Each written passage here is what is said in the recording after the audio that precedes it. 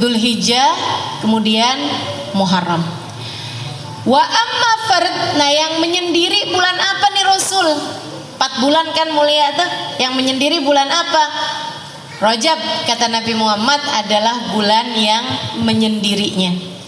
Ini Bu, kalau saya pikirin ya, kenapa Allah Subhanahu wa taala jadikan ada bulan-bulan yang lebih utama daripada bulan-bulan yang lain?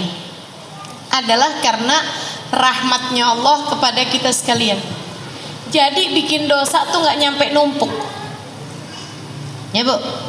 Muharram mulia. Kalau dari bulan pertama nih, Muharram mulia. Kita di bulan Muharram ada yang namanya tanggal 10. Disebut dengan nama hari Asyura. Ya kan? Muharram mulia. Habis gitu ketemu Safar. Safar nggak ada. Jadi tuh kan kalau misalnya ibarat orang tuh bulan Muharram itu maju, bulan Safar itu agak mundur gitu. Tapi habisnya Safar bulan Rabiul Awal. Bulan Rabiul Awal kita maju apa mundur? Maju dong. Karena kan rayakan Maulid Nabi Muhammad SAW.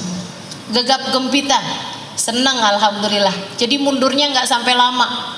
Alhamdulillahnya juga kita kalau ngerayain Maulid Nabi nggak cuma sebulan. Dari bulan Rabiul Awal sampai bulan Rabiul Tsani, Ibu ya, sampai bulan Jumadil Awal. Kalaupun ada mundur-mundur palingan bulan Jumadil Tsani, gitu kan? Agak mundur. Abis itu ketemu Rajab. Jadinya kita bulan Rajab maju lagi. Alhamdulillah bulan mulia. Abisnya Rajab, Sya'ban. Insya Allah tambah maju lagi Bu ya. Karena bulan Sya'ban tambah dekat ke Ramadan dan merupakan bulannya Nabi Muhammad SAW. Seperti yang akan saya sampaikan. Nah habis itu ketemu Ramadan. Wah. Habis ketemu Ramadan agak mundur ke Syawal.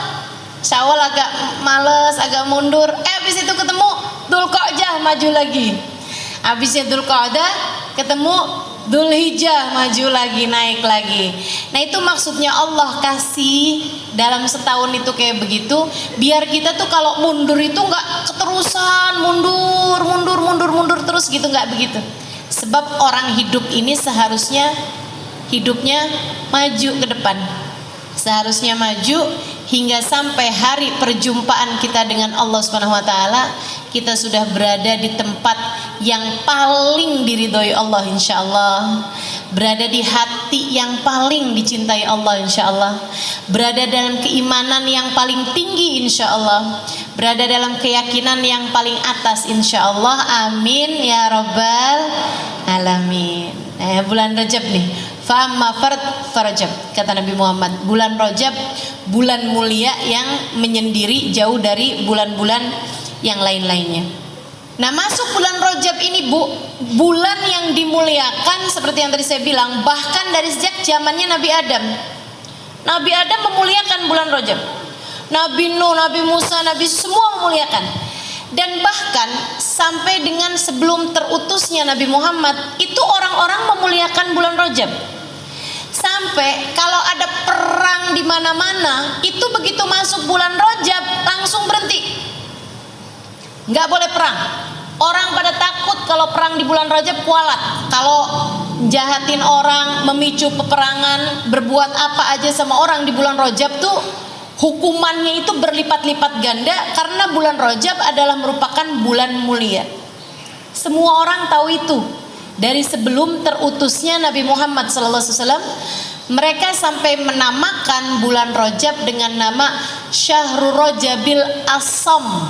Bulan Rajab adalah bulan yang tuli. Kenapa tuli? Karena nggak kedengeran suara genderang perang. Kenapa tuli? Karena bulan Rajab nggak kedengeran suara orang berantem. Bulan Rajab nggak kedengeran suara orang bertengkar. Jadi orang lagi musuh-musuhan sekalipun gitu ya, begitu masuk bulan Rajab, kita mau labrak nih, oh jangan, besok Rajab. Nggak bisa main labrak, karena mereka takut kalau udah ngapa-ngapain di bulan Rajab itu jatuhnya nggak akan berhasil. Gitu. Jadi sampai disebut syahrul Rajabil Asam, bulan Rajab yang asam, yang tuli dari suara genderang perang. Ketika Nabi Muhammad diutuskan, Nabi Muhammad ngasih tahu bahwasanya bulan Rajab ini bukan asam, diganti sama Nabi Muhammad jadi syahrul Rajabil Asam. Bulan Rajab adalah bulan yang dituangkan hujan rahmat dari Allah Subhanahu wa taala. Asab, pemberian Allah, ampunan Allah itu Bu dibanjiri pada bulan Rajab. Bulan yang sekarang kita sedang berada ini. Ibu-ibu berasa nggak sih tahun-tahun belakangan ini kayaknya hari-hari itu jadi kayak hantu Bu, jalannya cepet banget. Betul nggak sih? Kayak berkahnya waktu tuh mulai agak berkurang ya Bu ya. Dulu tuh kayak dari pagi ke siang lama gitu, dari siang ke sore lama gitu. Sekarang kayaknya melek pagi tahu-tahu udah malam aja. Betul ya, cepet bener gitu, Masya Allah. Mudah-mudahan Allah jadikan waktu-waktu kita ini jadi waktu yang berkah, insya Allah. Amin, amin ya rabbal alamin. Jadi nih bulan ini bulan yang banyak dituruni ampunan dari Allah Subhanahu wa taala. Para ulama menyebut 3 bulan Rajab, Sya'ban, Ramadan sebagai musimul khair, musim kebaikan. Kayak orang nanem tuh Bu tuh, bulan Rajab nih musimnya padi gitu. Bulan Rajab, Sya'ban, Ramadan. Bulan Rajab bulannya nanem, Sya'ban bulannya nyiram, Ramadan bulannya panen. Kalau kagak ada yang ditanam di bulan Rajab, apaan yang mau disiram bulan Sya'ban? Kalau kamu nggak nanem, nggak nyiram di bulan Sya'ban, apaan yang mau dipanen bulan Ramadan? Kalau nggak ada yang dipanen di bulan Ramadan, Bu, ngapain kamu lebaran? Ya Bu ya, ini udah nggak ikutan nanem bulan Rajab, nggak nyiram bulan Sya'ban, nggak panen bulan Ramadan, tahu-tahu lebaranan paling seru-seru sendirian. Nah itu mestinya nggak begitu. Musimul khair, musim kebaikan, 3 bulan, Rajab, Sya'ban, Ramadan. Orang-orang soleh nih Bu, kalau udah masuk bulan Rajab, udah pada mulain semangat menyambut bulan suci Ramadan, dan sudah mulain begitu banyak tambahan-tambahan kebaikan yang mereka mulai lakukan. Mulain banyakin puasa, banyakin zikir kalau udah masuk bulan Rajab. Udah masuk bulan Rajab tuh udah mulain tuh. Waktu saya tinggal di Tarim, udah masuk bulan Rajab tuh mulain rame-rame doa, rame-rame menyambut Rajab dengan ucapan mabruk alaikumusyahr, mabruk alaikumusyahr. Semoga bulan kalian menjadi bulan yang diberkahi. Jadi kalau ketemu sama orang mabruk alaikumusyahr gitu, pada saling mengucapkan ucapan selamat pada bulan Rajab. Karena mereka jadi kayak yang udah mulai masuk nih musim-musim kebaikannya. Mudah-mudahan kita nggak terhalang dari musim kebaikan untuk periode tahun ini, insya Allah ya, untuk periode tahun ini. Dan memang subhanallah Bu, Rajabnya bagus, kemudian ditambah Sya'bannya bagus, Ramadannya lebih bagus lagi. Coba perhatiin. Tapi kalau udah Rajabnya nggak ada rasanya, kemudian tambah Sya'bannya tambah nggak ada rasanya lagi, masuk Ramadan kayak rada-rada males gitu, ibadahnya jadi agak berat. Itu kayak orang yang belum waktunya panen tapi maksa dipanen, akhirnya pada gagal panen ya Bu ya, pada gagal mau panen kalau nggak dikerjain pada bulan dari sejak bulan Rajabnya. Ini cobain deh ibu-ibu, cobain bulan Rajabnya mulai nambahin dari kebiasaan yang ibu nggak lakukan di bulan-bulan yang lain. Rasanya beda nantinya. Rasa apanya? Rasa Ramadannya.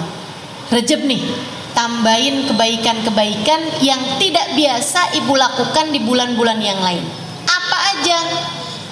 Puasanya, zikirnya, sedekahnya, gitu. Tambahin di bulan Rajab. Terus jangan ditinggal di bulan Sya'ban, malah ditambahin dengan sholawatnya di bulan Sya'ban. Itu masuk Ramadan. puasanya ringan, tarawehnya enak, baca Qur'annya banyak, ibadah malamnya nikmat, gitu. Kalau Rajabmu bagus, Sya'banmu bagus, Ramadannya akan berasa berbeda daripada Ramadan yang sebelumnya. Dan Bu, ini masih lagi musim pandemi, kita nggak pernah tahu umur kita sampai berapa. Sebenarnya sih nggak musim pandemi juga kita emang nggak pernah tahu umur kita berapa ya Bu ya. Cuman lagi pandemi ini suka berasa banget gitu kalau orang tuh memang nggak pernah tahu umur orang.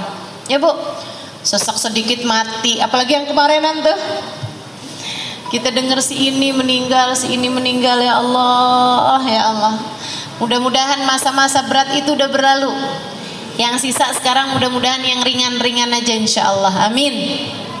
Amin ya rabbal alamin. Teman-teman saudaraku sekalian yang saya muliakan, kita nggak pernah tahu apakah Ramadan yang akan datang ini adalah Ramadan yang terakhir bagi kita. Kita nggak pernah tahu sisa berapa Ramadan lagi dalam kehidupan kita. Betul nggak Bu? Bu, yang tahun kemarin masih ada dan tahun ini udah nggak ada, banyak banget loh. Dan mereka kalau kamu wawancara, Anda punya firasat apa untuk meninggal tahun ini? Mereka juga akan bilang, enggak, kita nggak punya firasat apa-apa. Kita kira sih kita masih akan panjang umur.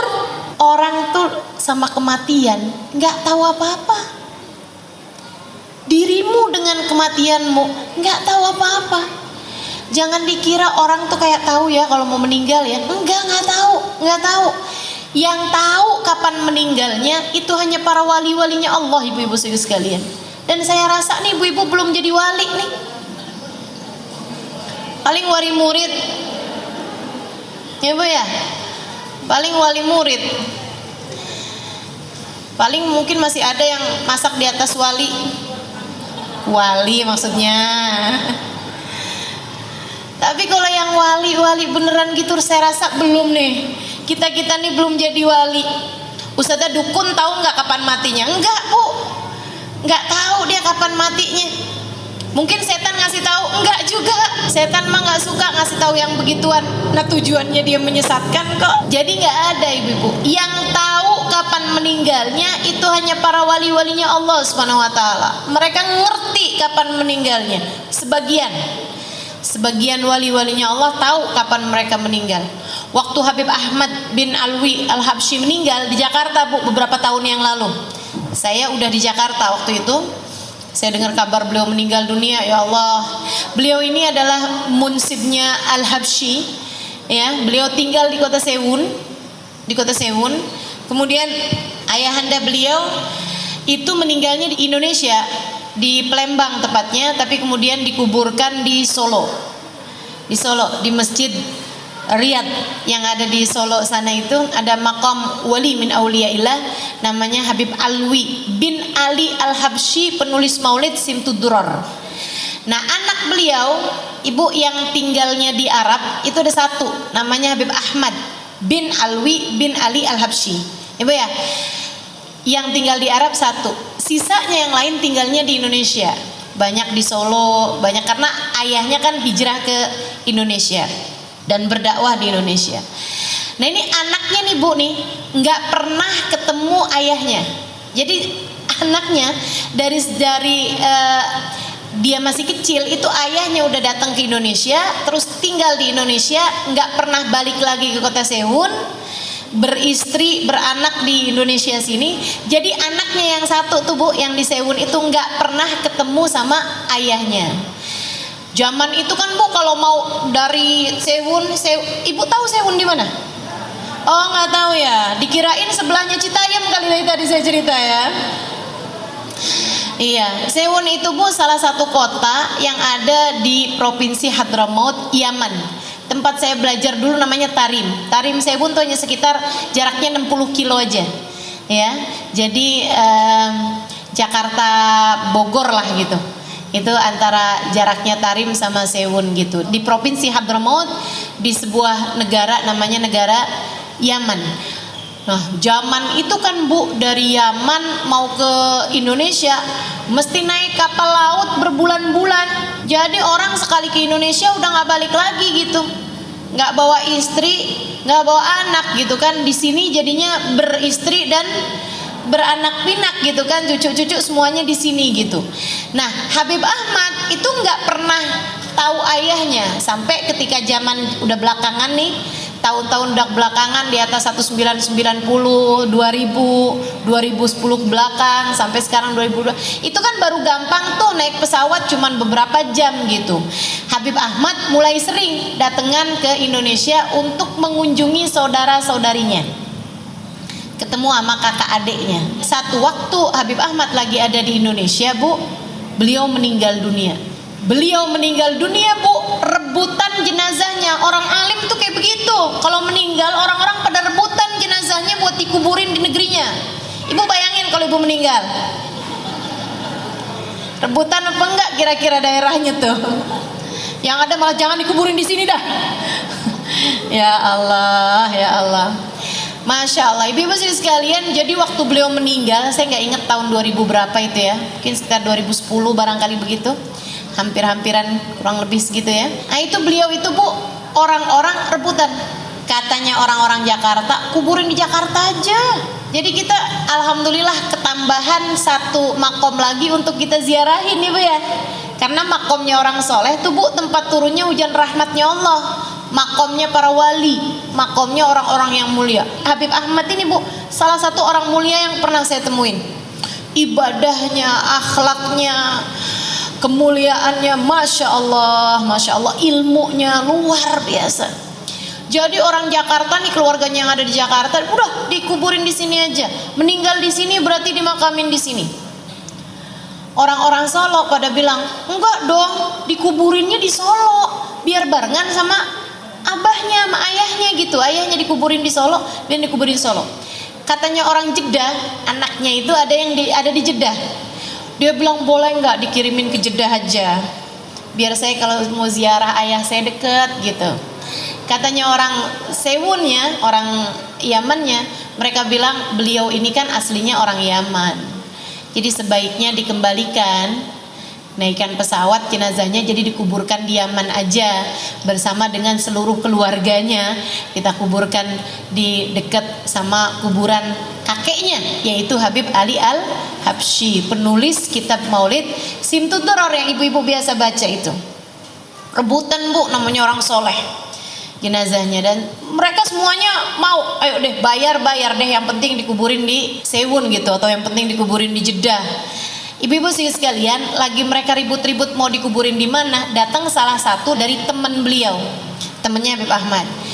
Dia bilang, Habib Ahmad pesen kalau beliau meninggal dunia, tolong buka tas koper yang kemana-mana beliau selalu bawa. Jadi ada orang soleh nih, Bu ya, seorang wali min auliya, seorang ulama, kemana-mana memang kalau pergi kemana selalu aja bawa tas koper gitu. Orang-orang nggak tahu isinya apa gitu kan. Tapi waktu beliau meninggal dunia, beliau pesen salah satu temennya, nanti kalau saya meninggal dunia mintain orang buat buka koper itu. Jadi akhirnya, Bu, dibukalah si koper itu. Ibu tahu isinya apa? Ibu nggak tahu, saya juga enggak deng. Saya tahu isinya karena saya diceritain ya, Bu ya. Dibukalah isi koper itu, dan ini, Bu, saya tahu persis sejarah ini bukan diceritain, tapi saya juga salah satu di antara orang yang melihat jenazah beliau ketika beliau meninggal dunia dan sempat bertemu beberapa kali sama beliau semasa beliau masih hidup. Makanya kalau saya pikir-pikir, kenapa gitu ya, saya tuh banyak ketemu sama orang-orang soleh di masa saya hidup nih. Saya sangat bersyukur itu, tapi saya lama loh mikirin ini. Kenapa ya? Saya tuh dari sejak di Hadramut, kemudian dari sebelum di Hadramut juga di Indonesia sini juga banyak berguru dengan orang-orang soleh-soleh gitu. Sampai ke Hadramut banyak ketemu orang soleh, baik laki-laki maupun yang perempuannya, hubabah-hubabah, wali-walinya Allah Subhanahu wa taala, para habaib-habaib, para ulama-ulama dunia, kelasnya dunia, ibu-ibu sekalian.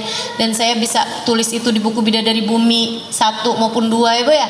Itu setelah saya pikir-pikirin, subhanallah, emang kayaknya kenapa saya mesti ketemu sama banyak orang-orang soleh di atas muka bumi ini?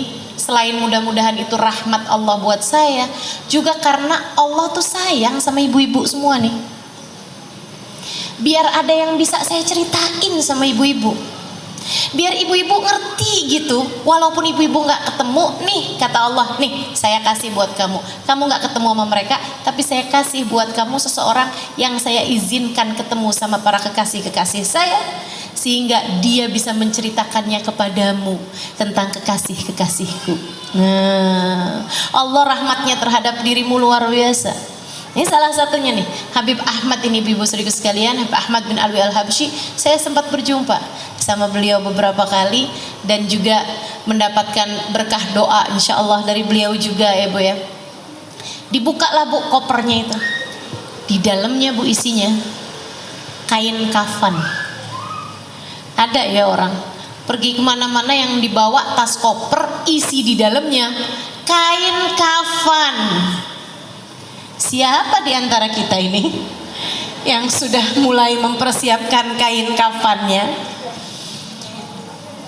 Jadi yang dibawa dalam koper bukan surat tanah Bu, bukan STNK mobil atau motor ibu-ibu saudariku sekalian, bukan surat kendaraan, bukannya paspor ataupun visa atau apa gitu.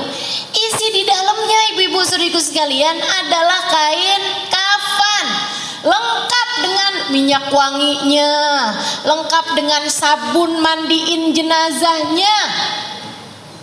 Semua udah dipersiapkan sama beliau. Kemudian ada suratnya. Ada suratnya.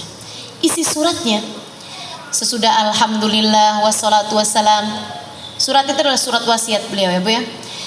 Kemudian beliau bilang kayak begini, apabila saya meninggal dunia pada hari ini, jam ini, di Jakarta, itu disebutin sama beliau semuanya Bu, lengkap. Harinya tuh waktu itu saya nggak inget banget hari apa, tapi udah disebutin harinya di situ. Itu ditulis di situ Bu, di jam, di waktu, di hari yang persis sama dengan kemeninggalan beliau.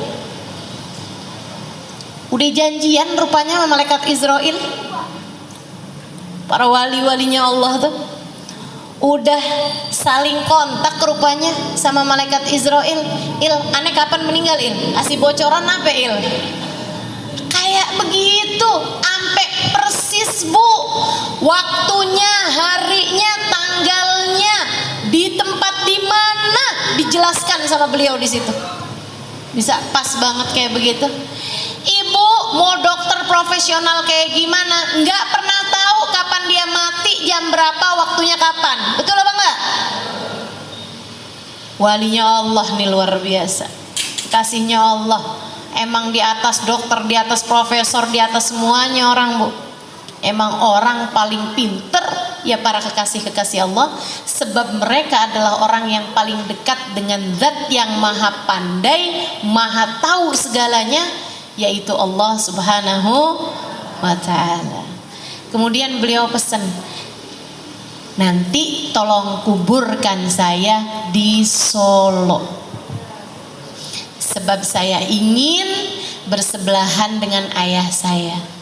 Kuburkan saya di samping ayah saya, tapi agak mundurin sedikit, karena sebagai anak saya ingin berada di dekat ayah saya, di belakang ayah saya. Masya Allah. Sebab saya sewaktu hidup di dunia tidak pernah dekat dengan ayah saya. Saya ingin di dalam alam barzah saya bisa dekat dan bersama dengan ayah saya.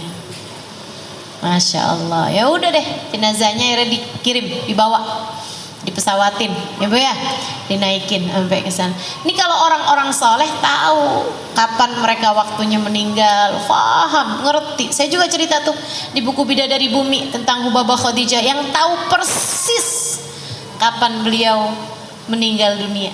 Sampai bilang sama orang yang ada di rumahnya, malam ini saya mau pergi kondangan, kata beliau.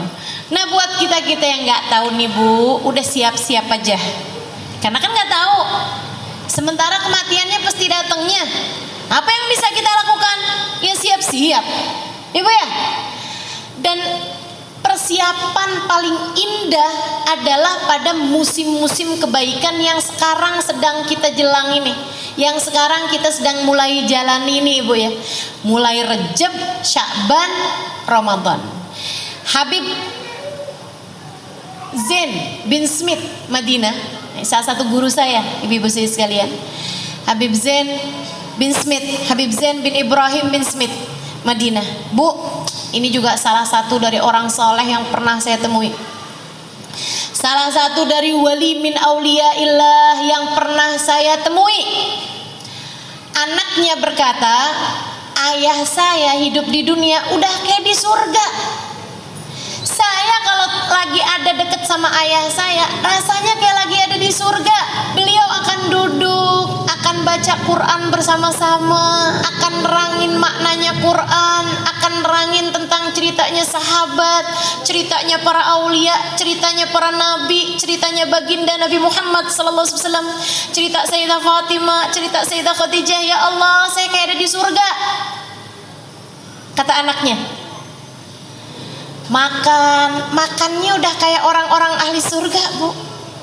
Nyoba ya, makan pakai adab, nggak ada ngomel-ngomel, ngobrol yang ringan-ringan. Ibu-ibu sekalian, antara sholat, antara zikir, antara ibadah. Anaknya cerita sama saya, Ustazah Halimah, dia bilang, walidi Sayyidil Walid, dia bilang, di setiap tangganya punya zikiran tersendiri. Ibu tahu, tiap turun tangga tuh punya zikirannya sendiri gitu. Jam sekian sampai jam sekian zikirannya apa, itu masing-masing punya aturan. Hidupnya tuh udah kayak di surga. Dia bilang, saya kalau udah lagi sama ayah saya kayak ada di surga. Nanti kalau saya pulang ke rumah, rumahnya ada beberapa rumah gitu jaraknya dari situ, baru tuh anak saya bilang, mama, kerannya mati mah. Mah, listriknya yang itu putus mah, nggak bisa nyala mah. Saya baru ingat, ya Allah, iya saya masih ada di dunia. Yang ruwet-ruwet ini kan urusan dunia, Bu. Betul? Betul nggak? Yang ruwet-ruwet ini adalah urusan dunia. Urusan akhirat mah nggak ada yang ruwet bikin adem. Betul apa enggak? Nih Ibu lagi ngaji, nih urusan dunia, urusan akhirat. Urusan akhirat makanya adem-adem tuh, sampai pada ngantuk gitu. Dari tenang, adem, enak ya Bu ya. Sejenak kita lupakan soal yang ruwet-ruwet di luaran. Urusan-urusan rumah, aduh enak benar. Diceritain tentang Habib Ahmad, diceritain tentang Habib Zain, nikmat luar biasa ya Bu ya. Ibu-ibu sekalian, Habib Zain ini mengatakan tentang bulan Rajab, katanya Habib Zain, Rajab syahrut takhliyah wa Sya'ban syahrut tahliyah. Rajab bulan berbersih, bulan bebersih, Sya'ban bulan berhias, dan Ramadan bulan bersanding. Beliau mengibaratkan kayak pengantin.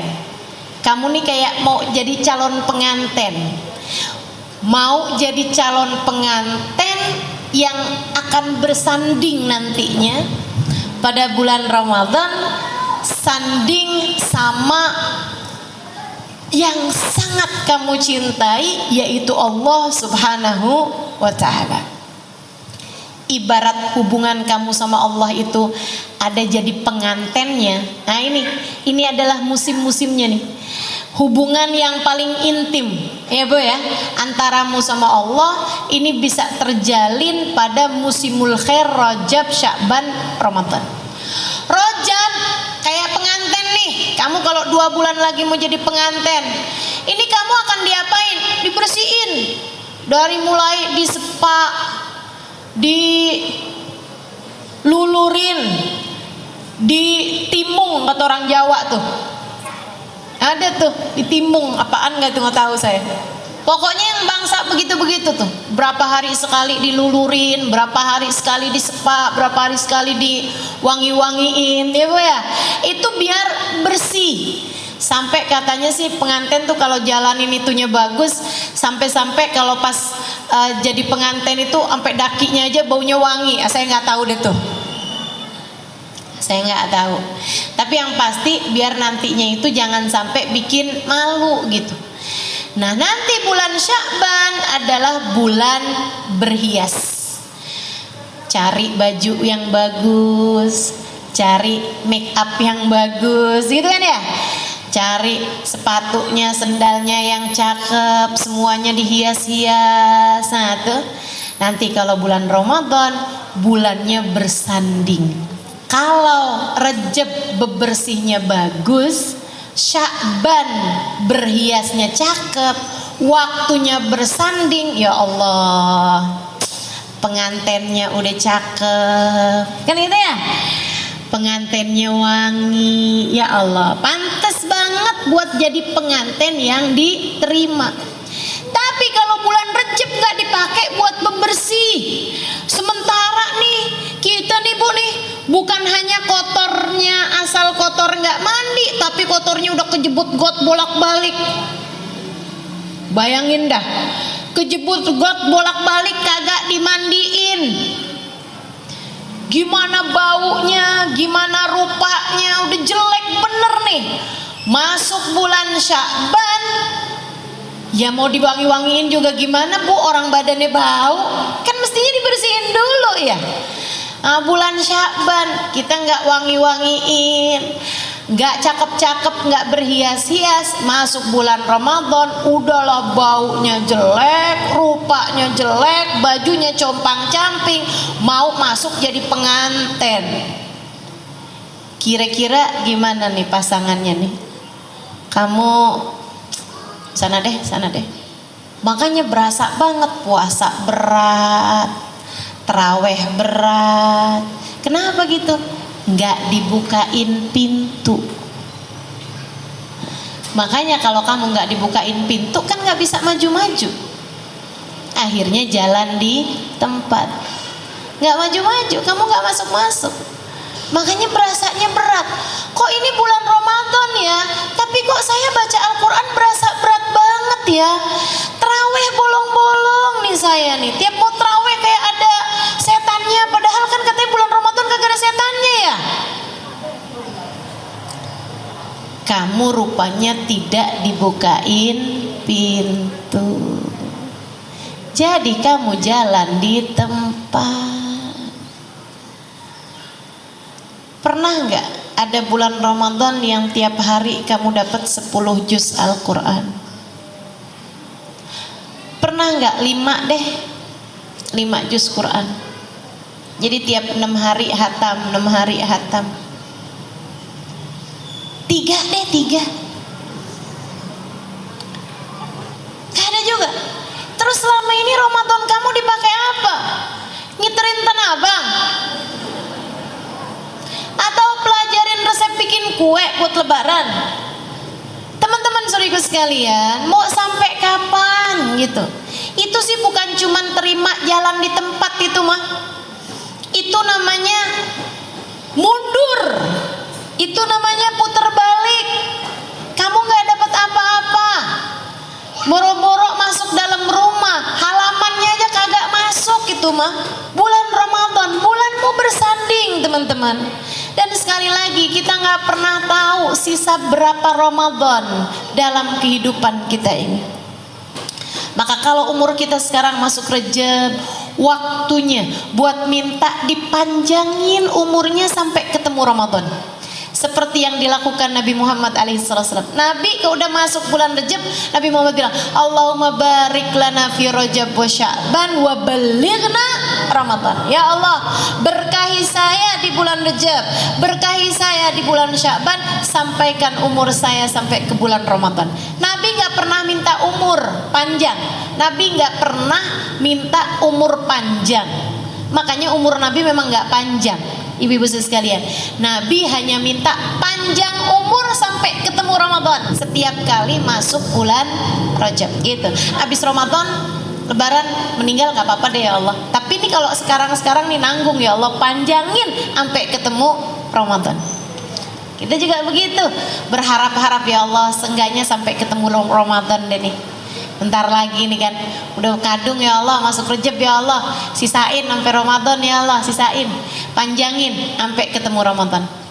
Nah, kemudian bulan Rajab, bulan Sya'ban sampai bulan Ramadan kita jadikan sebagai bulan yang membuat kita layak untuk diterima, layak untuk dibukain pintu, layak untuk masuk dan menikmati setiap ruangan-ruangannya bersama dengan yang tercinta, bersama dengan kekasih hati kita, bersama dengan Sang Maha yang tidak pernah meninggalkan kita, Allah Subhanahu wa Ta'ala, bersama dengan manusia paling agung, baginda kita Nabi besar Muhammad sallallahu alaihi wasallam, bersama dengan umat Islam, bersama dengan orang-orang saleh, sehingga mudah-mudahan masuk Ramadan kita nikmati saat-saat Ramadannya, dan sesudahnya kita menjadi orang-orang yang diperdengarkan panggilan ya ayyatuhan nafsul mutmainnah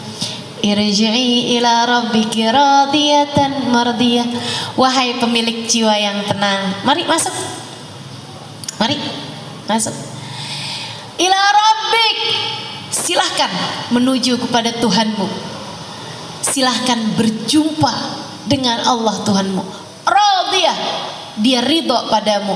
Mardiyah, kamu ridho padanya dan Allah pun ridho padamu. Kamu cinta padanya, Allah pun cinta padamu. Fadkhuli fi ibadi, kata Allah, silahkan masuk ke dalam golongan hamba-hambaku. Wadkhuli jannati, silahkan nikmati semua yang aku miliki. Wah, tuh Ramadan, teman-teman sekalian, biarin jadiin bernilai. Nah, caranya mesti mulai dari sekarang nih, dari Rejab nih. Bersih-bersihnya yang benar. Bersih-bersihnya yang benar. Kita mesti bersihin dari apa sih nih Ustazah ceritanya nih? Bersihin rumah, bersihin baju, bersihin apa nih? Bersihin catatan hidupmu dari dosa. PR banget gak tuh? PR. Apalagi jika selama ini kamu nggak bersih-bersihin, takutnya jadi numpuk sampahnya, takutnya jadi numpuk karat-karatnya, noda-nodanya, kotoran-kotorannya.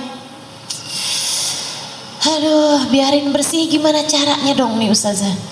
Gimana nih caranya nih? Mau ngerjain biar Sya'bannya enak, biar Ramadannya enak, nih Rejabnya mesti kayak gimana? Bersihin. Gimana caranya bersihin? Ya minta buat dibersihin.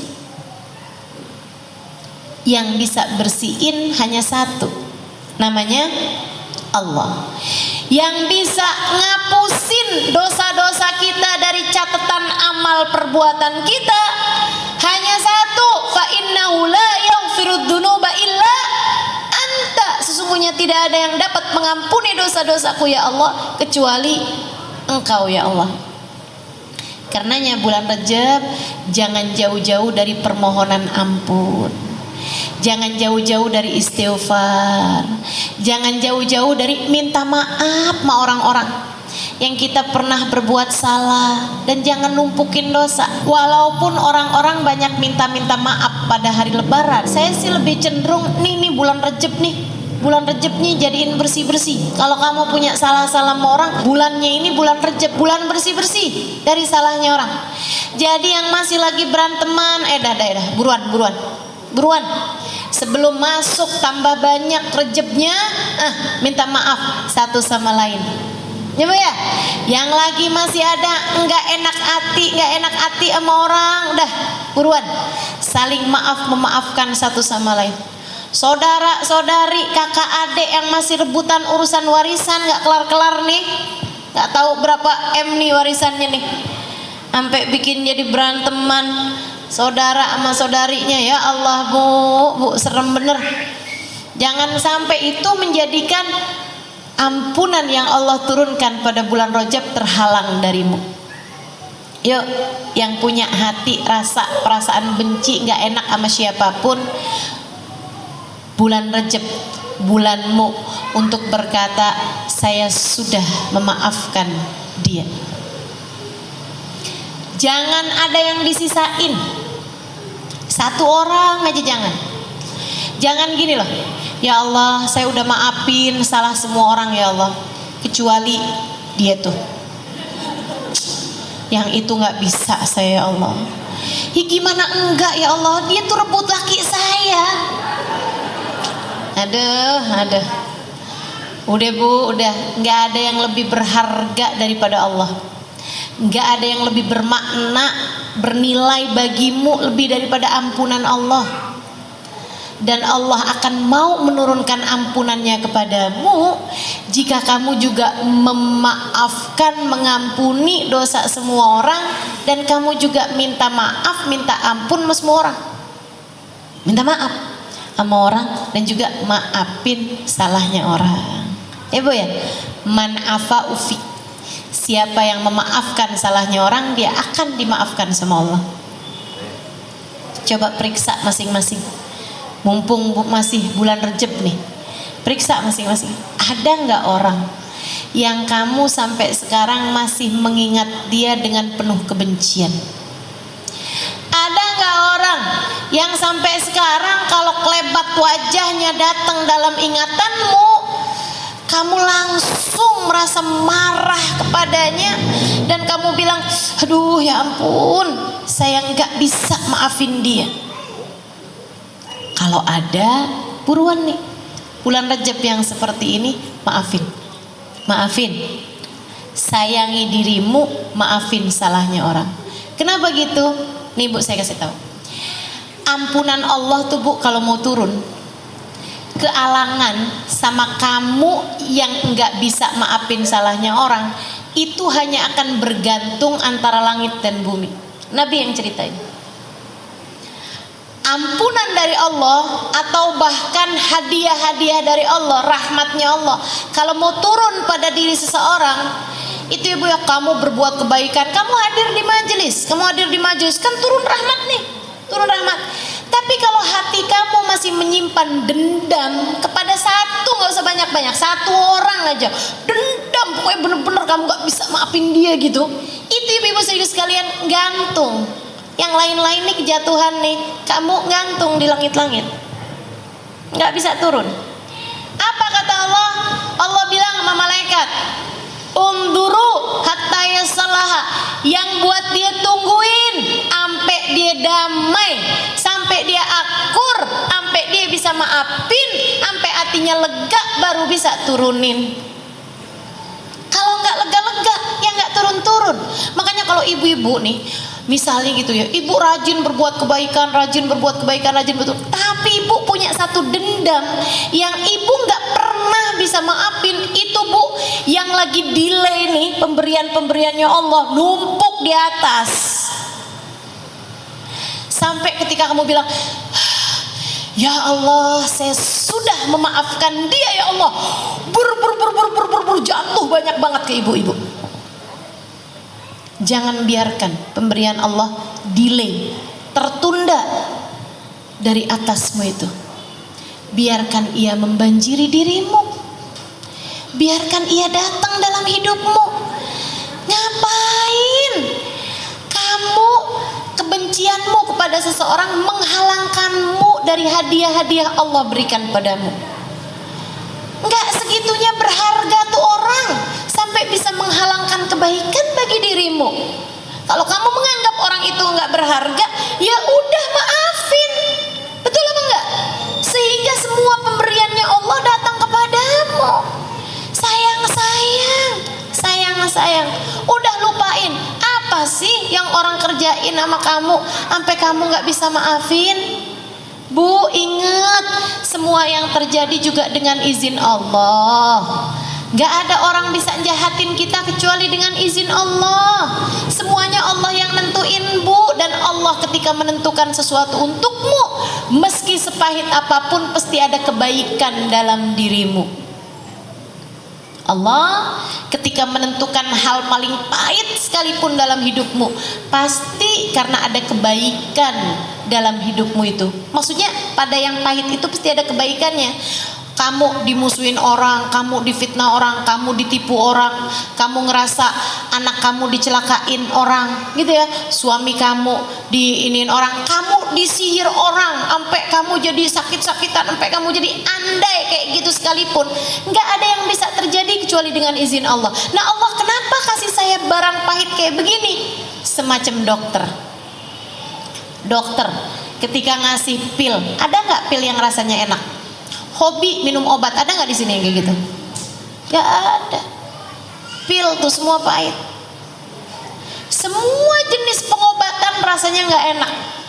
Apa yang enak? Pengobatan tuh apaan? Kalau nggak di kalau nggak minum pil pahit, kalau nggak disuntik. Enak apa nggak disuntik? Ada nggak orang sini yang hobinya disuntik? Nggak ada pasti. Apalagi pengobatan, dioperasi, ya Allah, enak. Sakit, nggak enak. Apalagi kalau penyakitnya berat, diapain nih obatnya? Di kemo. Ibu tahu di kemo itu diapain? Dimasukin obat yang membuat badanmu itu panasnya, jadi sel-selnya itu dipanaskan hingga dapat membunuh semua sel-sel yang ada dalam tubuh. Itu di kemo. Enak. Banyak orang meninggal dunia saat sakit kanker itu ya Bu ya, bukan karena sakitnya Bu, tapi karena sakitnya kemoterapi yang mereka jalanin. Ibu-ibu sekalian, sakit tuh pengobatannya nggak ada yang enak. Demikian pula dengan hal-hal pahit yang datang dalam kehidupan kita, itu adalah cara Allah sebagai dokter yang paling profesional untuk bisa mengobati penyakit-penyakit kita sekalian. Nggak apa-apa. Pil pahit itu Bu, udah terlanjur nyampe di tenggorokan. Dikeluarin pahit, ditelan pahit, mendingan ditelan. Bikin sehat, walaupun pahit tapi bikin sehat. Nih kalau ibu-ibu dijahatin orang, ibu nggak mau maafin orang itu, tuh kayak ibu makan pil pahit, udah nyampe di tenggorokan ibu keluarin, udahlah pahit, ibu nggak sehat pula. Betul? Jadi maafin apa enggak nih? Insya Allah. Dah maafin aja. Ibu-ibu sekalian, dan salah satu hal yang membuat saya memutuskan untuk saya dalam hidup nggak mau nyimpen kebencian terhadap siapapun. Belajar, berusaha untuk nggak narok kebencian di hati saya kepada siapapun. Ada satu hal yang saya pikirin, kemudian saya bilang, ya Allah, saya nggak mau deh nyimpen kebencian sama siapapun. Siapapun orangnya saya nggak mau benci. Mau dia bikin apa dalam hidup saya, dan alhamdulillah sih juga kebanyakan atau mayoritas orang semuanya berbuat baik ya Bu ya. Jarang juga kan yang berbuat jahat sama kita ini, betul nggak? Ibu-ibu sekalian, yang membuat saya memutuskan untuk saya nggak mau punya musuh, atau saya nggak mau punya orang yang saya benci, saya taruh permusuhannya dalam hati saya selamanya gitu. Saya akan sayangi semua orang, meskipun cara sayang bisa beda-beda ya Bu ya, tapi maksudnya saya akan sayangi siapapun. Karena saya pernah dengar Hubabah Nur pernah bilang gini, guru saya Al-Mukarramah wal Muhtaramah Hubabah Nur, mudah-mudahan Allah panjangkan umurnya, Allah sehatkan badannya. Kita para murid-muridnya masih sangat memerlukan beliau. Ibu-ibu sekalian, Hubabah Nur pernah bilang kayak begini nih, kalau kamu meninggal dunia bawa kebencian sama satu orang, nggak usah sama banyak-banyak orang, sama satu orang, kamu nggak bisa maafin dia, pokoknya nggak bisa, saya nggak bisa maafin dia. Aduh dosanya udah sama saya, sakit hati bener-bener saya dah, gara-gara dia tuh saya begini, saya begitu. Kamu nggak bisa maafin dia, satu orang. Nanti kalau ibu-ibu masuk dalam alam kubur, ketika ditanya pertanyaan man robbuka, kamu bisa jawab. Lalu pertanyaan apa kitabmu, panduanmu dalam kehidupan, kamu bisa jawab. Pertanyaan apa kamu bisa jawab, pertanyaan apa kamu bisa jawab, sampai di pertanyaan siapa saudara-saudaramu, siapa saudara-saudaramu. Malaikat ada pertanyaan kayak gitunya loh. Man ikhwanuk, salah satu pertanyaan malaikat. Nih Nabi Muhammad baik banget, udah dibocorin pertanyaannya. Itu kalau kamu punya seseorang yang kamu taruh kebencian dalam hatimu, kamu nggak bisa maafin salah orang tersebut sampai dengan kamu meninggal dunia, waktu ada pertanyaan man ikhwanuk, siapa saudara-saudaramu, orang itu akan menjadi penghalang lisanmu dari berkata saudara-saudaraku adalah semua orang yang beriman. Al-mu'minuna ikhwani, orang-orang yang beriman adalah saudara-saudara. Kamu gak akan bisa jawab, kenapa? Ya kalau kamu menganggap saya saudara, kenapa kamu musuhin saya? Kalau kamu menganggap saya sebagai saudaramu, kenapa kamu gak bisa maafin saya? Bu, dan kalau kamu sampai gak bisa jawab pertanyaan itu dalam alam kubur, kamu gak akan bisa call a friend. Kamu gak akan bisa, apa yang bisa kamu lakukan ibu-ibu? Gak bisa ngapa-ngapain. Makanya saya pikir daripada saya gak bisa ngapa-ngapain di sana, lebih baik saya maafin aja dari di sini. Jadi ibu-ibu sekalian yang saya muliakan, maafin siapapun yang pernah berbuat salah padamu. Banyakin minta ampun, minta maaf sama Allah Subhanahu wa taala pada bulan Rajab yang seperti ini. Ya Bu ya.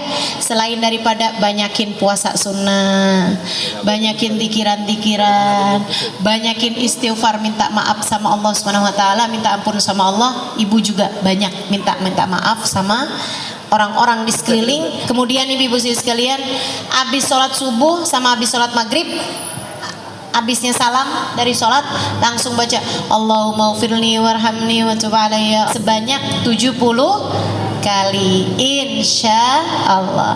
Nah kalau kita jalanin nih dengan baik bulan Rajabnya, masuk bulan Sya'ban kita tambahin dengan sholawat kepada Nabi Muhammad, hubungan kita baik, insya Allah masuk bulan Ramadan kita dalam keadaan siap bersanding dengan Allah Subhanahu wa ta'ala, insya Allah. Rabbana zalamna anfusana wa illam taghfir lana wa tarhamna lanakunanna minal khasirin.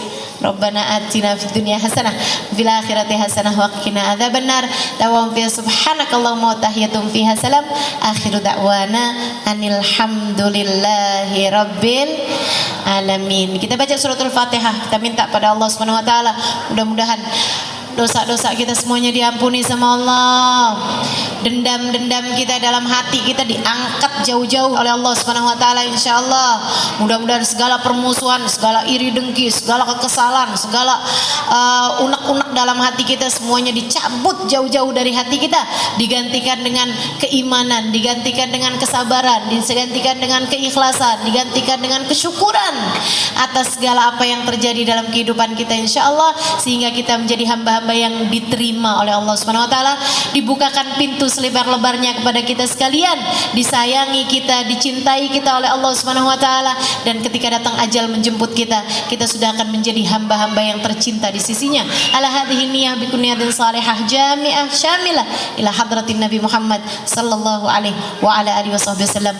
Al-Fatihah. Bismillahirrahmanirrahim. Alhamdulillahirabbil alamin arrahmanir rahim maliki yaumiddin. Iyyaka na'budu wa iyyaka nasta'in. Ihdinas siratal mustaqim.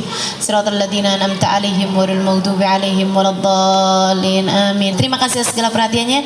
Kurang lebihnya mohon maaf. Wal afu minkum. Assalamualaikum warahmatullahi wabarakatuh. Dzulhijjah, kemudian Muharram. Wa amma fard, nah yang menyendiri bulan apa nih Rasul? 4 bulan kan mulia tuh. Yang menyendiri bulan apa? Rajab, kata Nabi Muhammad, adalah bulan yang menyendirinya.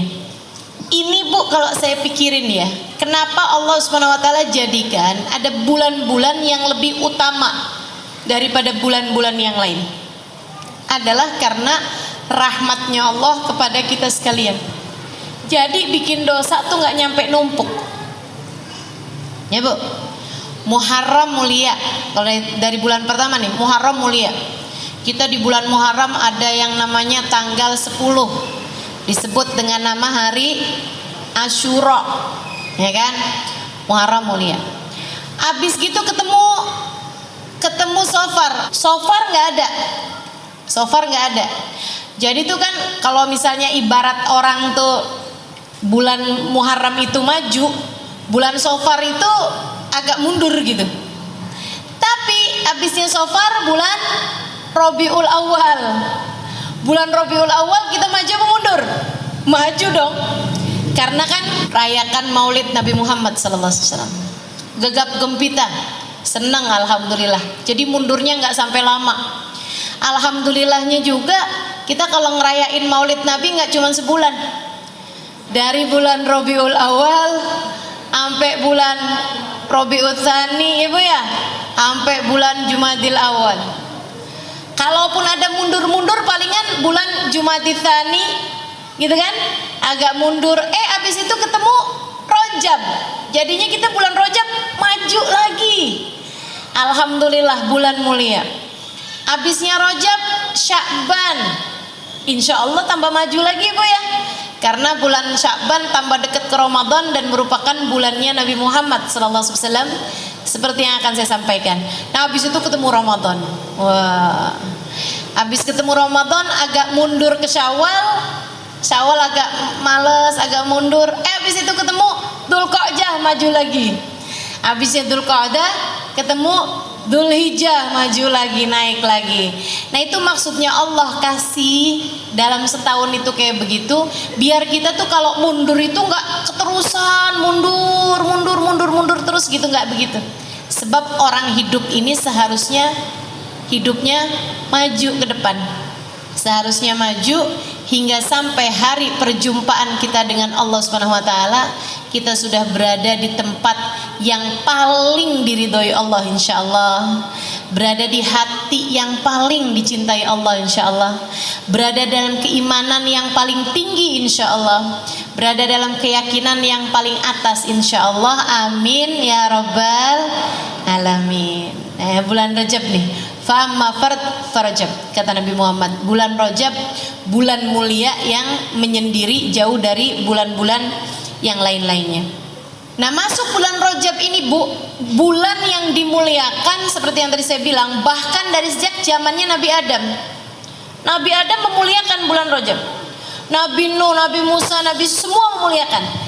Dan bahkan sampai dengan sebelum terutusnya Nabi Muhammad itu orang-orang memuliakan bulan Rajab. Sampai kalau ada perang di mana-mana itu begitu masuk bulan Rajab langsung berhenti. Nggak boleh perang. Orang pada takut kalau perang di bulan Rajab, kualat. Kalau jahatin orang, memicu peperangan, berbuat apa aja sama orang di bulan Rajab tuh hukumannya itu berlipat-lipat ganda, karena bulan Rajab adalah merupakan bulan mulia. Semua orang tahu itu. Dari sebelum terutusnya Nabi Muhammad SAW, mereka sampai menamakan bulan Rajab dengan nama Syahrul Rajabil Asam.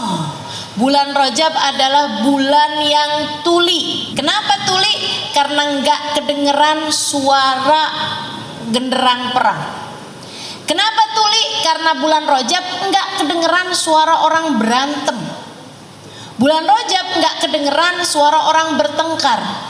Jadi orang lagi musuh-musuhan sekalipun gitu ya, begitu masuk bulan Rajab, kita mau labrak nih, oh jangan, besok Rajab.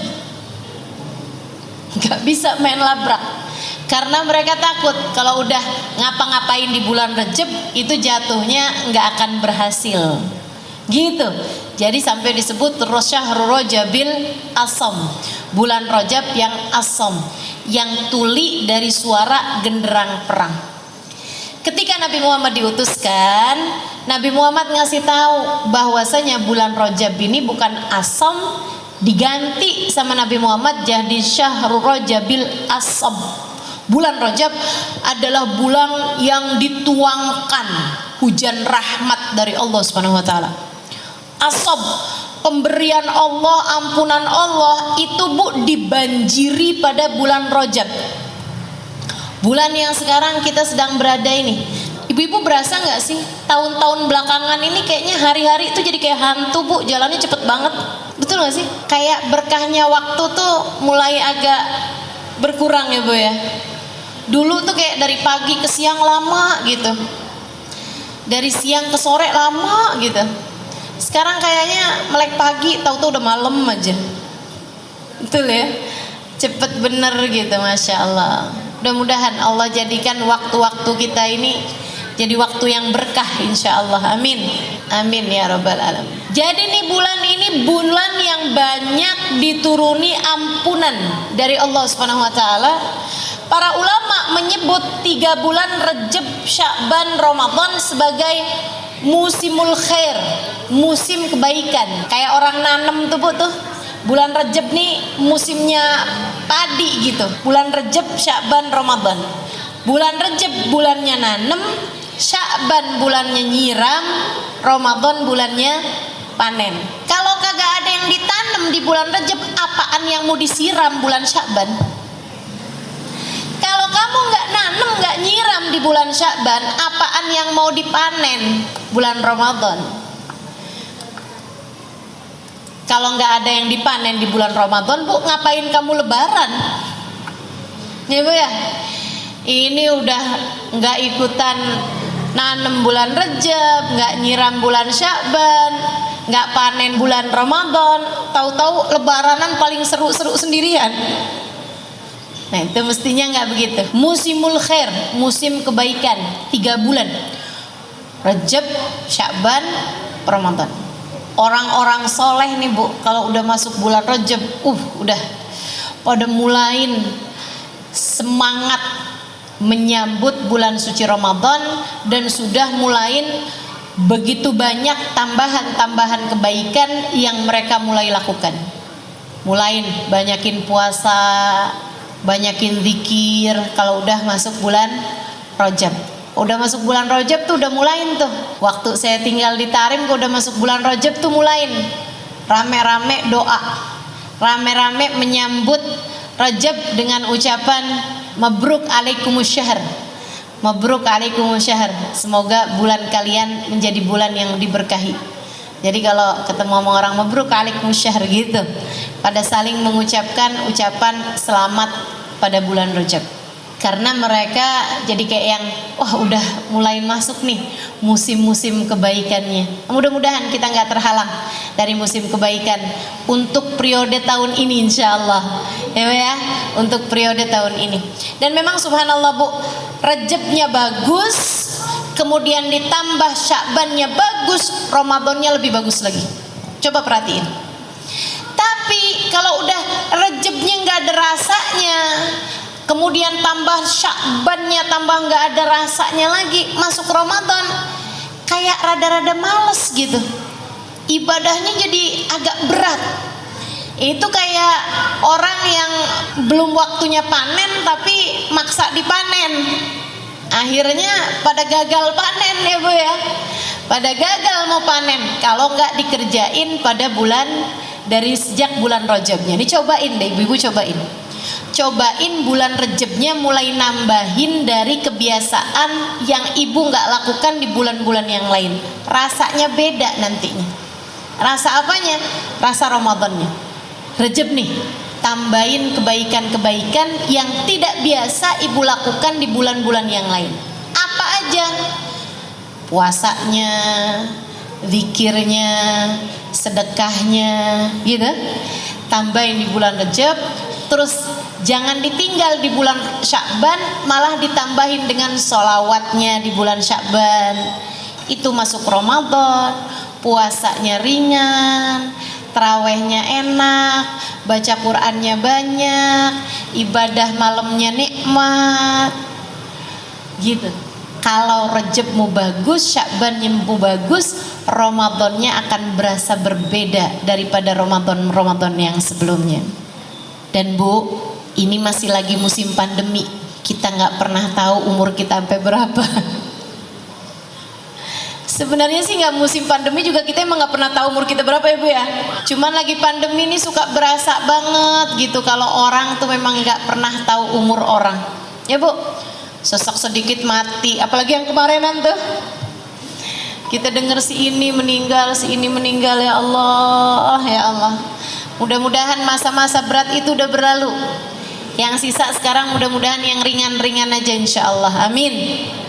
Amin ya rabbal alamin. Teman-teman saudariku sekalian yang saya muliakan, kita nggak pernah tahu apakah Ramadan yang akan datang ini adalah Ramadan yang terakhir bagi kita. Kita nggak pernah tahu sisa berapa Ramadan lagi dalam kehidupan kita. Betul nggak Bu?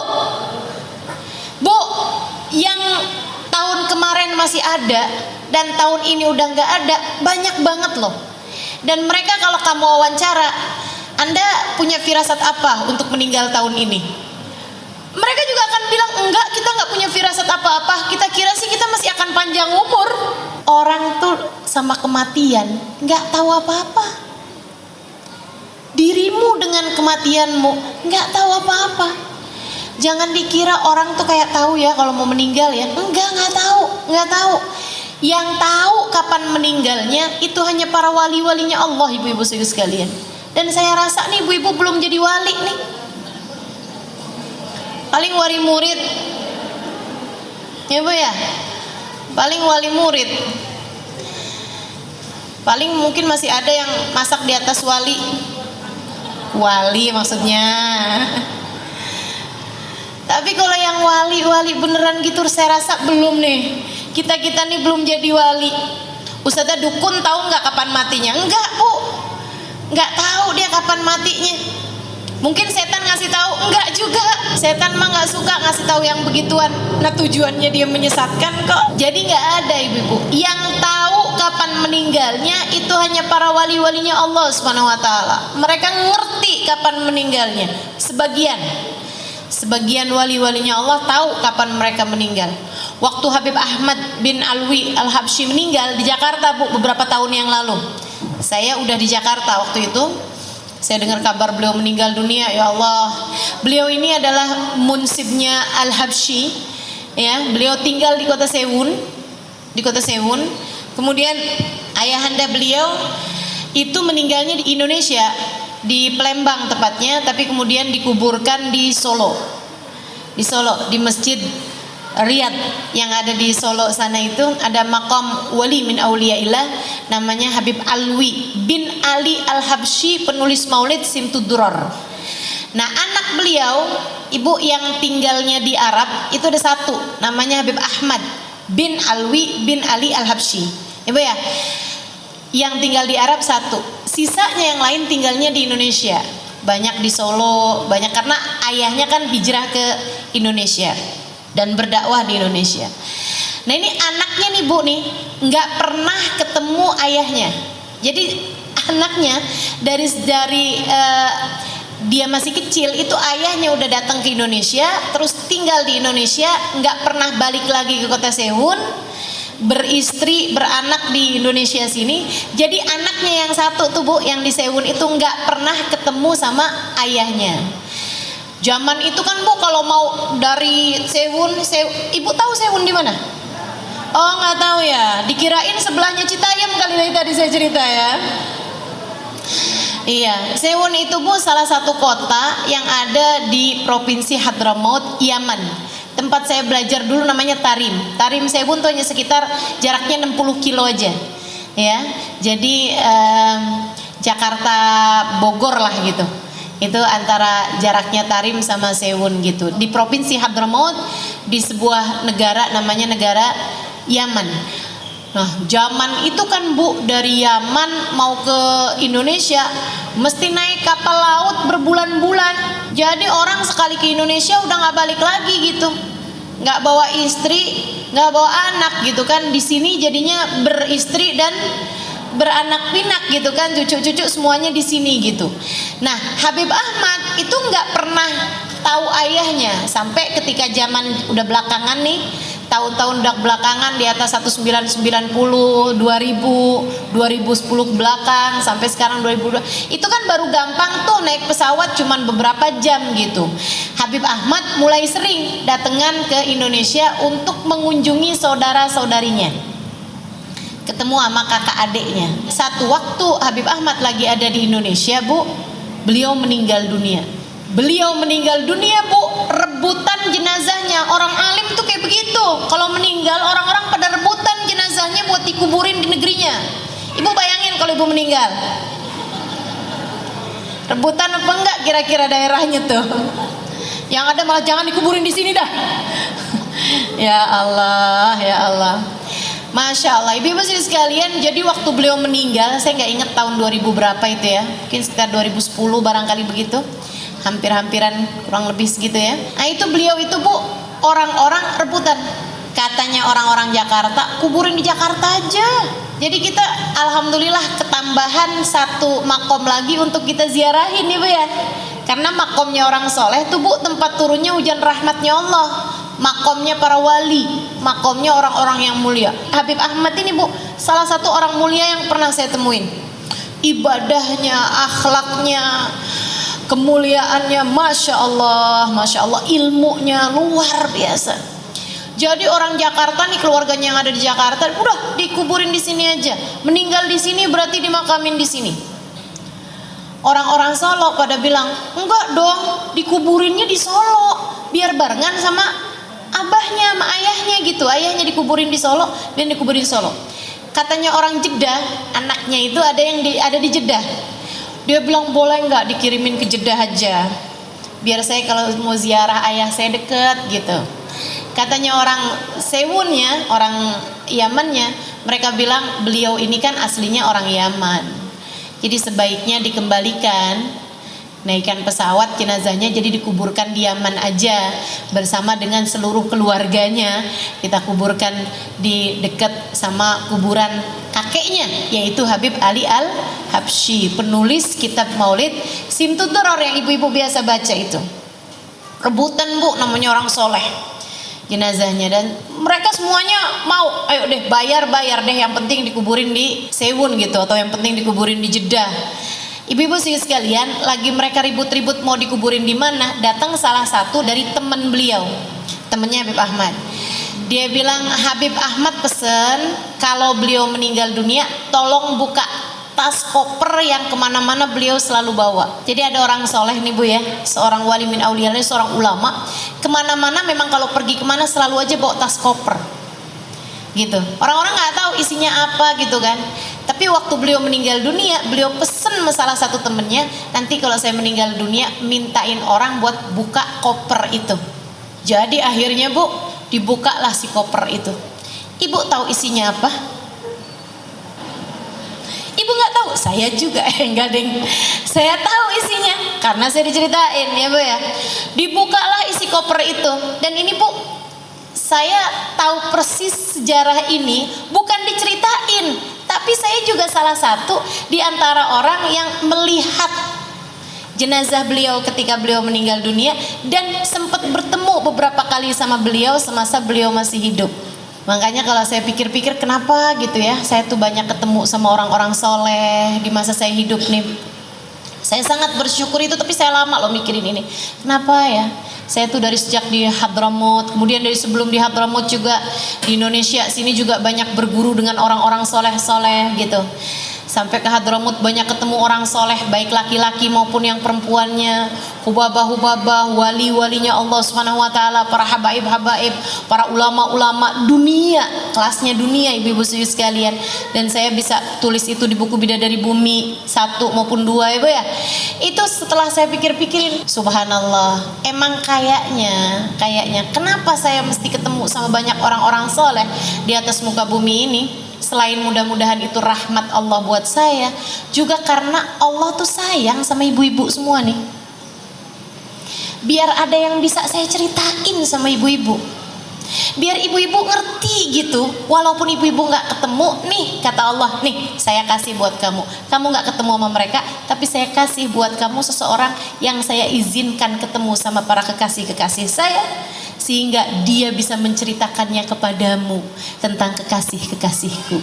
Nah, Allah rahmatnya terhadap dirimu luar biasa. Ini salah satunya nih, Habib Ahmad ini ibu saudaraku sekalian, Habib Ahmad bin Alwi Al-Habsyi. Saya sempat berjumpa sama beliau beberapa kali dan juga mendapatkan berkah doa insya Allah dari beliau juga ya Bu ya. Dibukalah Bu kopernya itu. Di dalamnya Bu isinya kain kafan. Ada ya orang pergi kemana-mana yang dibawa tas koper isi di dalamnya kain kafan. Siapa di antara kita ini yang sudah mulai mempersiapkan kain kafannya?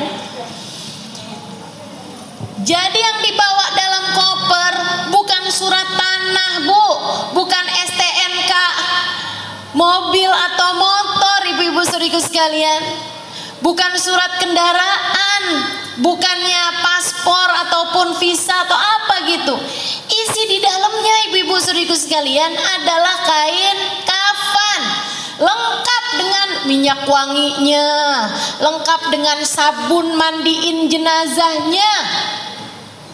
Semua udah dipersiapkan sama beliau. Kemudian ada suratnya. Ada suratnya. Isi suratnya sesudah alhamdulillah wassalatu wassalam. Surat itu adalah surat wasiat beliau ya Bu ya.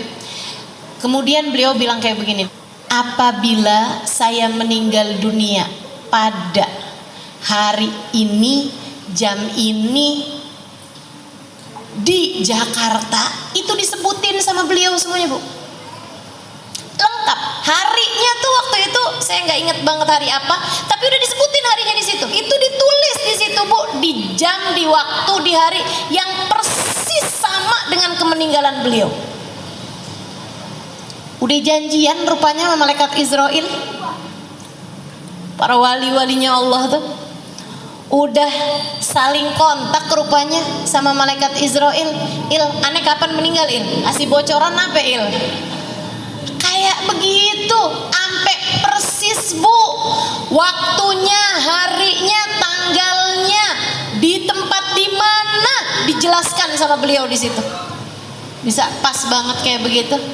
Ibu mau dokter profesional kayak gimana, nggak pernah tahu kapan dia mati, jam berapa, waktunya kapan. Betul apa enggak? Walinya Allah nih luar biasa, kasihnya Allah. Emang di atas dokter, di atas profesor, di atas semuanya orang Bu.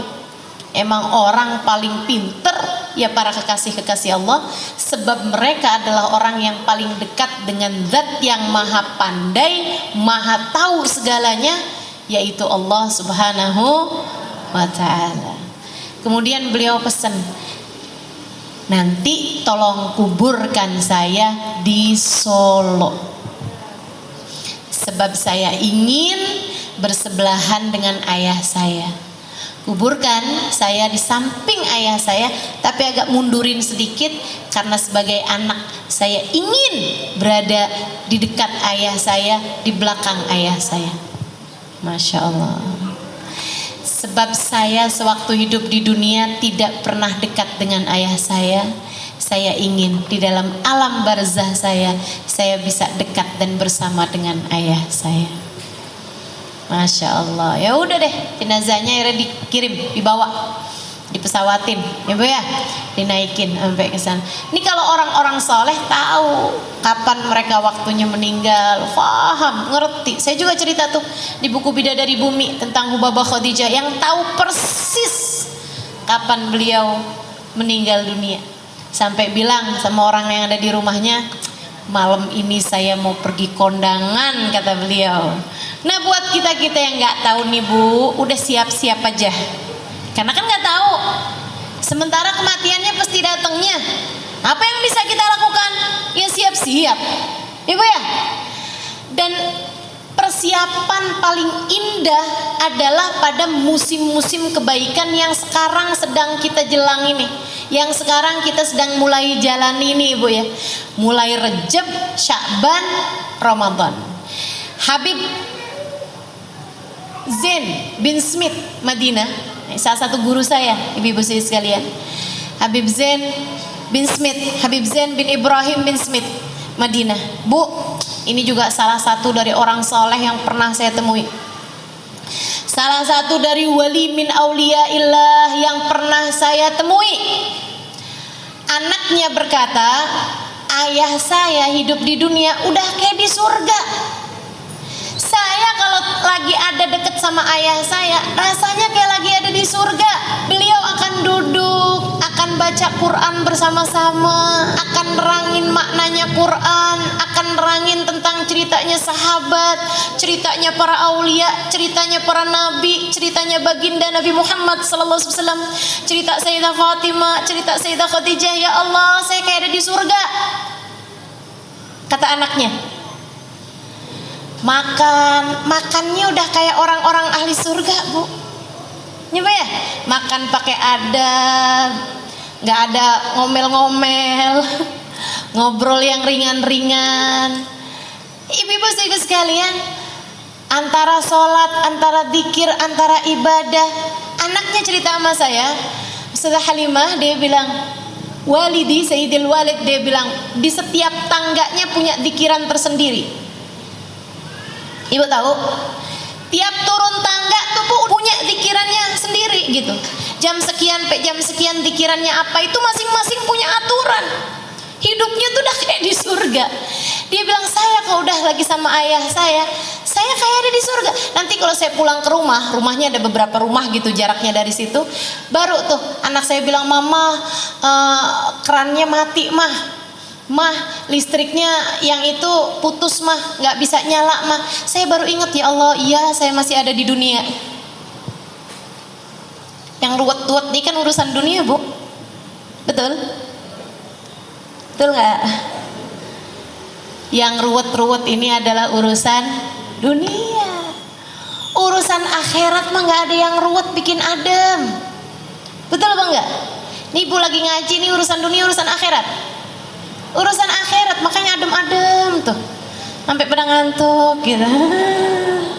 Dari tenang, adem, enak ya Bu ya. Sejenak kita lupakan soal yang ruwet-ruwet di luaran. Urusan-urusan rumah, aduh enak benar.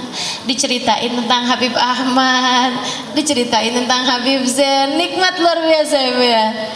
Ibu-ibu sekalian, Habib Zain ini mengatakan tentang bulan Rajab, katanya Habib Zain, Rajab syahrut takhliyah wa Sya'ban syahrut tahliyah.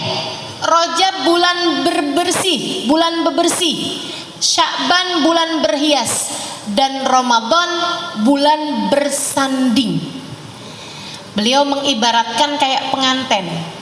Kamu nih kayak mau jadi calon pengantin, mau jadi calon pengantin yang akan bersanding nantinya pada bulan Ramadan, sanding sama yang sangat kamu cintai, yaitu Allah Subhanahu wa ta'ala.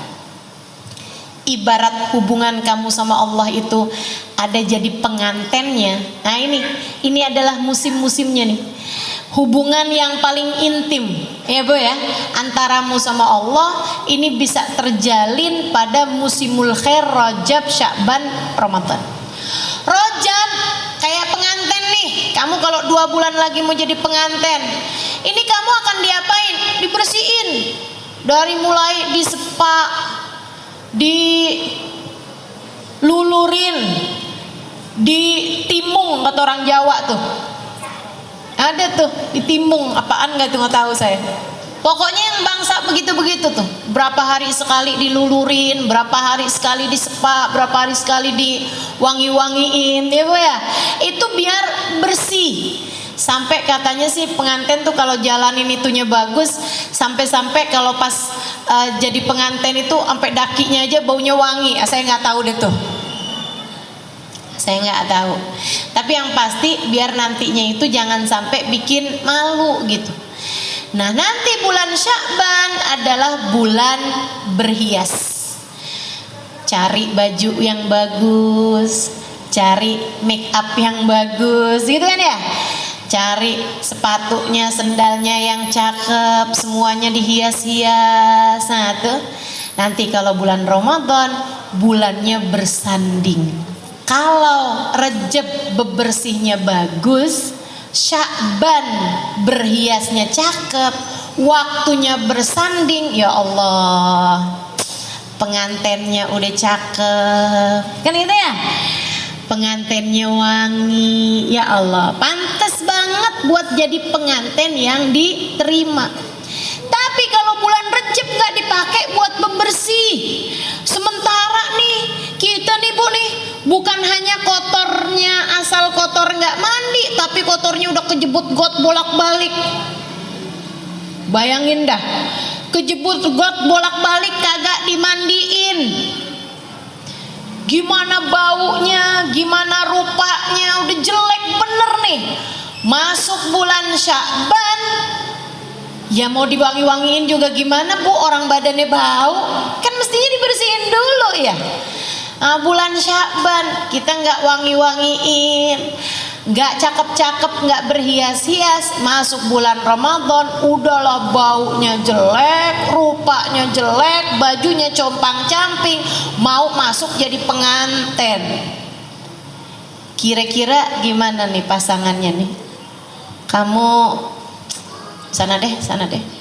Makanya berasa banget puasa berat, terawih berat. Kenapa gitu? Nggak dibukain pintu. Makanya kalau kamu nggak dibukain pintu kan nggak bisa maju-maju. Akhirnya jalan di tempat, nggak maju-maju, kamu nggak masuk-masuk. Makanya berasanya berat. Kok ini bulan Ramadan ya, tapi kok saya baca Al-Quran berasa berat banget ya. Terawih bolong-bolong nih saya nih. Tiap mau terawih kayak ada setannya. Padahal kan katanya bulan Ramadan kagak ada setannya ya.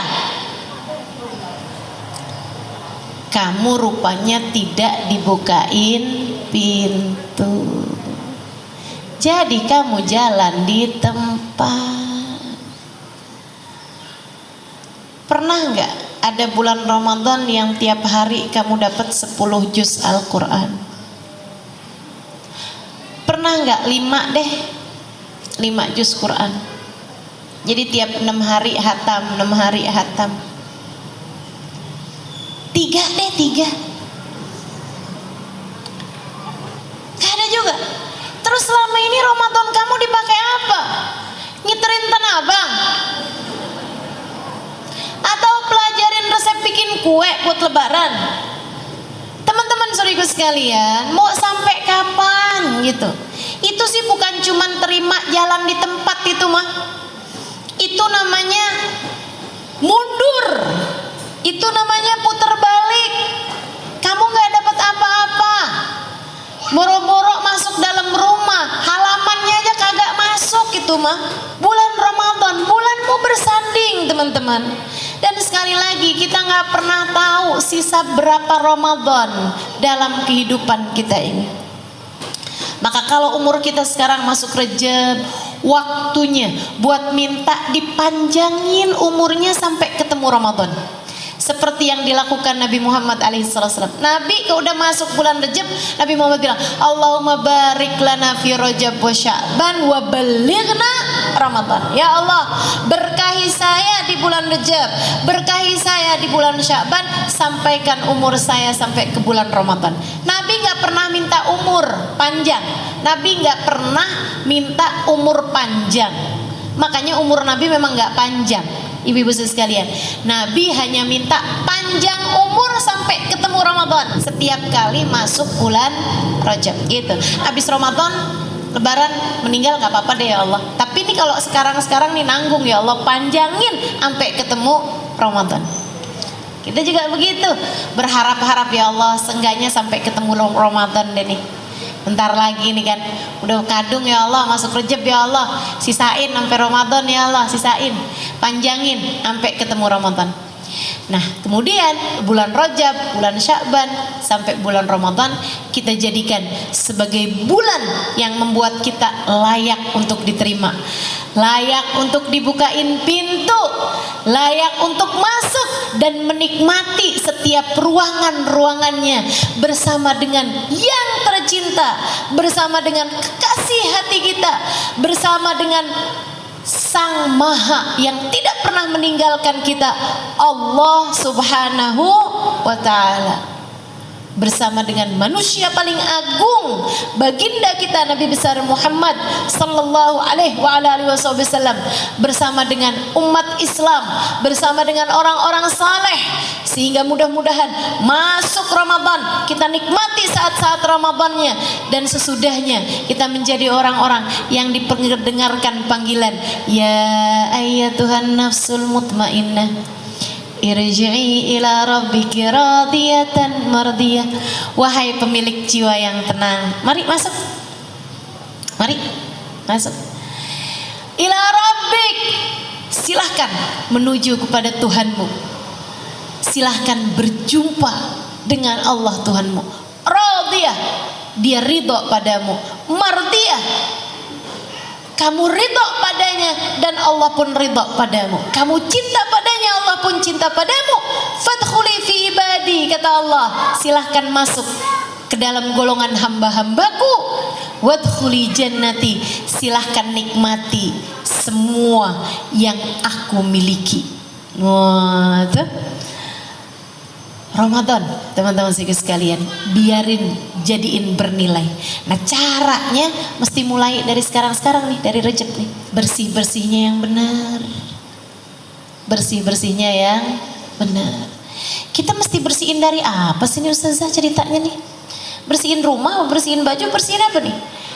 Bersihin catatan hidupmu dari dosa. PR banget gak tuh? PR. Apalagi jika selama ini kamu nggak bersih-bersihin, takutnya jadi numpuk sampahnya, takutnya jadi numpuk karat-karatnya, noda-nodanya, kotoran-kotorannya. Aduh, biarin bersih. Gimana caranya dong nih Ustazah? Gimana nih caranya nih? Mau ngerjain biar Syakbannya enak, biar Ramadannya enak, nih Rejabnya mesti kayak gimana? Udah bersihin. Gimana caranya bersihin? Ya minta buat dibersihin. Yang bisa bersihin hanya satu, namanya Allah.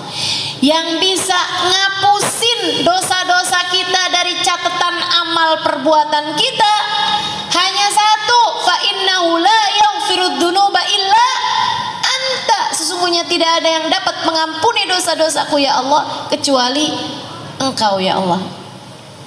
Karenanya bulan Rejab jangan jauh-jauh dari permohonan ampun, jangan jauh-jauh dari istighfar, jangan jauh-jauh dari minta maaf sama orang-orang yang kita pernah berbuat salah, dan jangan numpukin dosa. Walaupun orang-orang banyak minta-minta maaf pada hari Lebaran, saya sih lebih cenderung nih bulan Rejab nih, bulan Rejab nih jadiin bersih-bersih. Kalau kamu punya salah-salah sama orang, bulannya ini bulan Rejab, bulan bersih-bersih dari salahnya orang.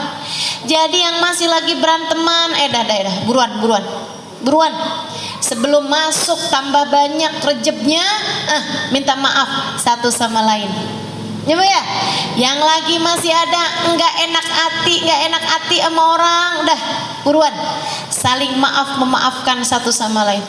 Saudara saudari, kakak adik yang masih rebutan urusan warisan nggak kelar nih, nggak tahu berapa nih warisannya nih, sampai bikin jadi beranteman saudara sama saudarinya. Ya Allah bu, serem bener.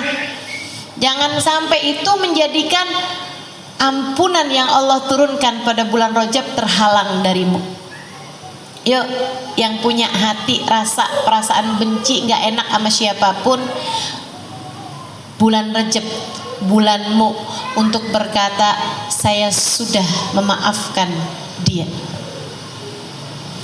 Jangan ada yang disisain, satu orang aja jangan gini loh, ya Allah saya udah maafin salah semua orang ya Allah kecuali dia tuh,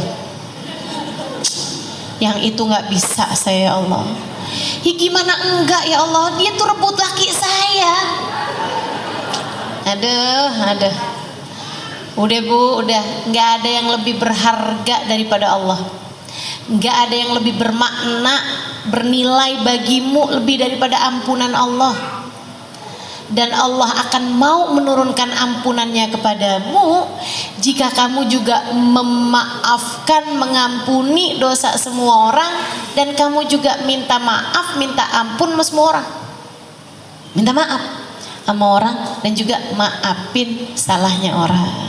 Ya bu ya, man afa ufi, siapa yang memaafkan salahnya orang dia akan dimaafkan sama Allah. Coba periksa masing-masing, mumpung masih bulan Rejab nih, periksa masing-masing, ada nggak orang yang kamu sampai sekarang masih mengingat dia dengan penuh kebencian? Ada nggak orang yang sampai sekarang kalau kelebat wajahnya datang dalam ingatanmu, kamu langsung merasa marah kepadanya dan kamu bilang, aduh ya ampun, saya nggak bisa maafin dia? Kalau ada, buruan nih, bulan Rajab yang seperti ini maafin. maafin. Sayangi dirimu, maafin salahnya orang. Kenapa gitu? Nih Bu, saya kasih tahu. Ampunan Allah tuh Bu kalau mau turun, kealangan sama kamu yang nggak bisa maafin salahnya orang, itu hanya akan bergantung antara langit dan bumi. Nabi yang ceritain.